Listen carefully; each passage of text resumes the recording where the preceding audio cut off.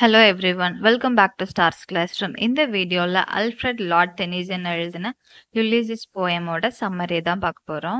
அல்ஃப்ரெட் Lord Denison ஒரு English poet. இவர் இங்கிலாந்துல குயின் விக்டோரியாவோட பீரியட்ல போயட் லாரேட்டா இருந்திருக்காங்க. இவரோட ஃபேமஸ் ஒர்க் என்னன்னு பார்த்தோம்னா break break break Ulysses, the lady of Shalott, the palace of art. Ulysses போயமை டெனிசன் 1833ல தான் எழுதுறாங்க. அதை 1842ல பப்ளிஷ் பண்றாங்க. இந்த போயமை ட்ரமாட்டிக் மோனோலாக் ஃபார்ம்ல எழுதியிருக்கிறாங்க. Mono means single, log means dialogue. ஒரு சிங்கிள் பர்சன் பெரிய டயலாக் மாதிரி ஒரு லாங் ஸ்பீச் கொடுக்கறது தான் மோனோலாக் அப்படின்னு சொல்றாங்க. ஆனா இதுல ட்ரமாட்டிக் மோனோலாக்னு கொடுத்துருக்காங்க. ட்ரமாட்டிக் மீன்ஸ் இந்த போயமை ஒரு கவிதை மாதிரி அந்த வேர்ஸ்ல எழுதாம ஒரு டிராமா மாதிரி எழுதியிருக்கிறாங்க. படிக்கிறதுக்கு ஒரு நாடகம் மாதிரி இருக்கும். ஸோ இதை ட்ரமாட்டிக் மோனோலாக் போம் அப்படின்னு சொல்றோம். இந்த போமை பிளாங்க் வேர்ஸ்ல எழுதியிருக்காங்க. பிளாங்க் வேர்ஸ்னா போம்ல எப்பவுமே ரைமிங் ஸ்கீம், ரைமிங் வேர்ட்ஸ் எல்லாம் இருக்குல்ல, அந்த மாதிரி எதுவுமே இல்லாம சும்மா பிளாங்கா ஒரு ஸ்டோரி மாதிரி இந்த போமை எழுதியிருக்கிறாங்க. இந்த போம்ல டோட்டலா 72 லைன்ஸ் இருக்கு. இந்த போமோட ஸ்பீக்கர் யாருன்னா யுலிசிஸ். இந்த போயம் ஃபுல்லாவே யுலிசிஸ் மட்டும்தான் பேசுவாங்க. அவங்களுக்கு யாருமே ரெஸ்பான்ஸ் கொடுத்து எதுவுமே டயலாக்லாம் அகைன் பேச மாட்டாங்க. பிகாஸ் இந்த போம் மோனோலாக் ஃபார்மேட்ல இருக்கிறதுனால. இந்த போயமோட ஸ்பீக்கர் யுலிசிஸ் பத்தி பார்க்கலாம். யுலிசிஸ் ஒரு கிரீக் கிங். இவரோட கிரீக் நேம் என்னன்னு பார்த்தா ஒடிசியஸ். இவர் கிரீக்ல இத்தாக்கா அப்படின்ற பிளேஸை ரூல் பண்ணிட்டு இருக்காரு. இவருக்கு சண்டை போடுறது, வார் பண்றது, டிராவல் பண்றது, அப்புறம் நிறைய புது புது விஷயங்கள்லாம் கத்துக்கிறது, அட்வென்ச்சரஸான விஷயங்கள்லாம் பண்றது இவருக்கு ரொம்ப ரொம்ப பிடிக்கும். கிரீக் கிங்டம்லே இவரை தான் ரொம்ப ரொம்ப அறிவாளியான அரசர், அது மாதிரி ரொம்ப தந்திரங்கள்லாம் பண்ணக்கூடிய ஒரு கிங் அப்படின்னு சொல்றாங்க. கன்னிங்கா நிறைய விஷயங்கள்லாம் இவர் பண்ணுவாரு அப்படின்னு சொல்றாங்க. யுலிசிஸோட லைஃப்ல நடந்த ரொம்ப இம்பார்ட்டன்ட் இன்சிடென்ட் என்னன்னா தி ட்ரோஜன் வார். இவர் ட்ரோஜன் அப்படின்ற வார்ல பார்ட்டிசிபேட் பண்றாங்க. இந்த வார் எப்படி ஸ்டார்ட் ஆகுது அப்படின்னு பார்த்தோன்னா ஹெலன் அப்படின்ற ஒரு பியூட்டிஃபுல்லான லேடி இருக்காங்க. ஹெலன் மெனாலயஸோட ஒய்ஃப். மெனாலயஸ் ஸ்பார்ட்டாவோட கிங். ஹெலன் ரொம்ப பியூட்டிஃபுல்லான லேடி இல்ல, அவங்கள ட்ராயோட பிரின்ஸ் பாரிஸ் கடத்திட்டு போயிடுறாரு. அதனால மெனாலயஸ் என்ன பண்றாங்க, ட்ராய் மேல போர் தொடுக்குறாங்க. அந்த வார்ல கிரீக்ல உள்ள எல்லா மன்னர்களுமே கலந்துக்கிறாங்க. ஆனா ட்ராயை அவங்களால வின் பண்ணவே முடியல. ஸோ என்ன பண்றாங்க, யுலைசிஸோட ஹெல்ப்பை கேட்குறாங்க. உடனே யுலைசிஸும் அந்த போருக்குள்ள என்ட்ரி ஆகி அவர் நிறைய கன்னிங்கான ஐடியாஸ், எப்படி எப்படி பாரிஸை நம்ம தோக்கடிக்கலாம் அப்படின்னு நிறைய ஐடியாஸ்லாம் கொடுக்குறாங்க. யுலைசிஸ் அந்த போருக்கு வந்த உடனே அடுத்த கொஞ்ச நாள்லே அந்த போரை வின் பண்ணிடுறாங்க. இந்த ட்ரோஜன் வார் கிட்டத்தட்ட ஒரு 10 வருஷமா நடக்குது. யுலைசிஸ் கொடுத்த ஐடியானால தான் இந்த போரை அவங்க வின் பண்றாங்க. இந்த ட்ரோஜன் வார் ஒரு 10 இயர்ஸ் நடக்குது. அதுக்கப்புறமா ஒரு 10 இயர்ஸ் யுலைசிஸ் சீலையே டிராவல் பண்ணி கிட்டத்தட்ட ஒரு 20 வருஷம் கழிச்சு அவரோட கிங்டமான இத்தாக்காக்கு யுலைசிஸ் போறாங்க. 20 இயர்ஸ்னா எவ்வளோ லாங் இயர்ஸ். அதுக்கப்புறம் அவர் அவரோட கிங்டம் இத்தாக்காக்கு வராரு. அவர் இத்தாக்காவுக்கு வர டைம் அவருக்கு ரொம்ப வயசாயிடுச்சு. யுலைசஸ்க்கு இந்த வயசான காலத்துல சும்மா அவர் நாடான இத்தாக்காலே சுத்திக்கிட்டு அந்த மக்களை ரூல் பண்றதுல இஷ்டம் இல்லை. பிகாஸ் இவருக்கு நிறைய அட்வென்ச்சரஸான நிறைய சாகசங்கள் எல்லாம் பண்ணணும்னு ஆசை, நம்ம பார்த்தோம்ல. ஸோ அவருக்கு அங்க இருக்க பிடிக்கல. அதனால என்ன பண்றாரு, அவரோட இவ்வளோ நாள் டிராவல் பண்ண அவரோட ஃபெலோ மேட்ஸ் எல்லாத்தையுமே கூப்பிட்டுட்டு நம்ம மறுபடியும் கடலுக்கு போகலாம் அப்படின்னு சொல்லிட்டு கடலுக்கு போகிறதுக்கு ரெடி ஆகுறாங்க. இவர் இவரோட அந்த கண்ட்ரி அவரோட சன் டலமேக்கஸ் கிட்ட ரூல் பண்றதுக்காண்டி கொடுத்துட்டு அவரோட ஃபெல்லோ செயிலர்ஸ் எல்லாத்தையும் கூப்பிட்டுட்டு டிராவல் பண்ணி போகிறதுக்கு ரெடி ஆகுற மாதிரி இந்த போயமை முடிச்சிருக்காங்க. இந்த போயம்ல உள்ள 72 லைன்ஸையுமே 3 ஸ்டான்சஸா பிரிச்சு எழுதியிருக்கிறாரு. அந்த ஃபர்ஸ்ட் ஸ்டான்சஸ்ல யுலைசிஸ் அவர் பேசிட்டு இருக்க மாதிரி இருக்கு. செகண்ட் ஸ்டான்ஸால அவர் அவரோட சன்னை இன்ட்ரடியூஸ் பண்ணி அவரோட சன்னை பத்தி நம்ம கிட்ட சொல்ற மாதிரி எழுதியிருக்கிறாரு. தேர்ட் ஸ்டான்ஸால அவரோட ஃபெல்லோ மேட்ஸ் எல்லாம் கூப்பிடுற மாதிரி வந்து, அவங்களெல்லாம் கூப்பிட்டுட்டு அகைன் சீக்கு போவோம் அப்படின்னு சொல்லிட்டு, அத பத்தி பேசுற மாரி 3 ஸ்டான்ஸாவ வந்து எழுதியிருக்கிறாரு. யுலிசிஸ்க்கு வந்து அவரோட வயசான காலத்துல, அவரோட வயசான ஒய்ஃப் கூட இத்தாக்கால உள்ள மக்கள ரூல் பண்ணிட்டு, அந்த மக்களுக்கு தேவையான லாஸ் சட்டங்கள் எல்லாம் இயற்றிட்டு, ஐடியலா அதாவது சும்மா வந்து நாட்கள கடத்த அவருக்கு பிடிக்கல. அவரு வந்து லைஃப் ஃபுல்லாவே ரொம்ப அட்வென்ச்சரஸான லைஃப் லீட் பண்ணவரு. இப்ப வந்து கிங்டம்ல உட்கார்ந்து சும்மா ரூல் பண்ணிட்டு இருக்க அவருக்கு பிடிக்கல அப்படின்னு வந்து சொல்றாங்க.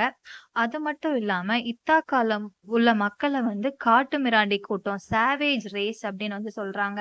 அந்த மக்களுக்கு வந்து எத பத்தியுமே அவ்வளவு தெரியாது. யுலைசிஸ் யாரு? யுலைசிஸோட பெருமை என்னது? அவர் எப்படியாப்பட்ட ஆளு? என்ன பத்தி எதுவுமே தெரியாத இந்த மக்களுக்காண்டி சும்மா சட்டங்கள இயற்றிட்டு இந்த மக்கள மேய்க்கிறது வந்து எனக்கு வந்து பிடிக்கல அப்படின்னு வந்து சொல்றாரு.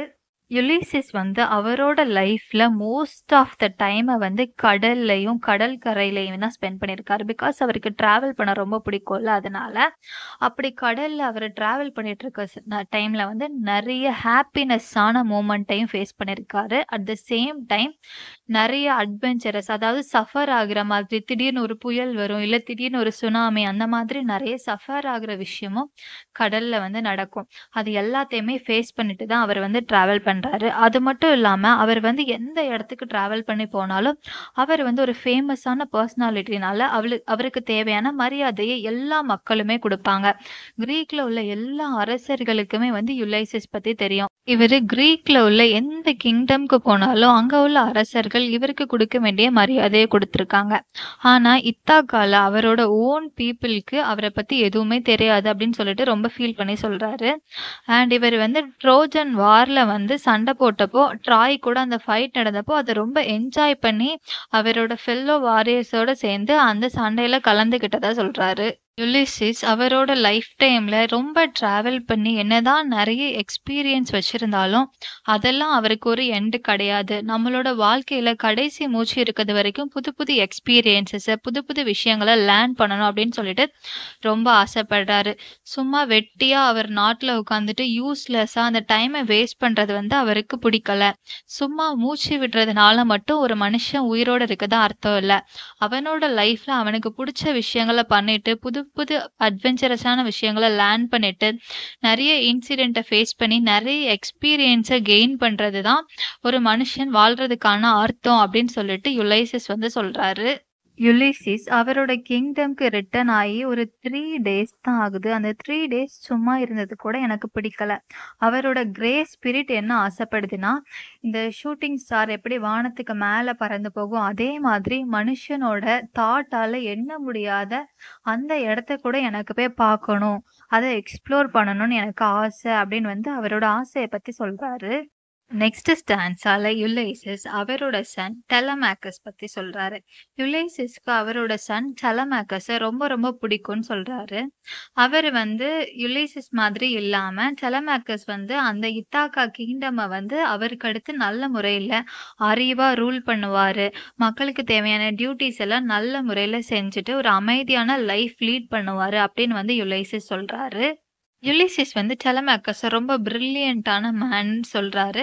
அதே மாதிரி யுலிசிஸ் அளவுக்கு டெலமாக்கஸ்க்கு வந்து ஒரு எனர்ஜிஸ்டிக்கான ஸ்பிரிட் கிடையாது. என்னோட அளவுக்கு அவனுக்கு எனர்ஜி கிடையாது. ஸோ, அவனோட ஒர்க்கான இத்தாக்கா மக்கள ரூல் பண்றத பண்ணுவான். நான் என்னோட வேலையான எனக்கு புடிச்ச விஷயங்கள நான் பண்ணுவேன்.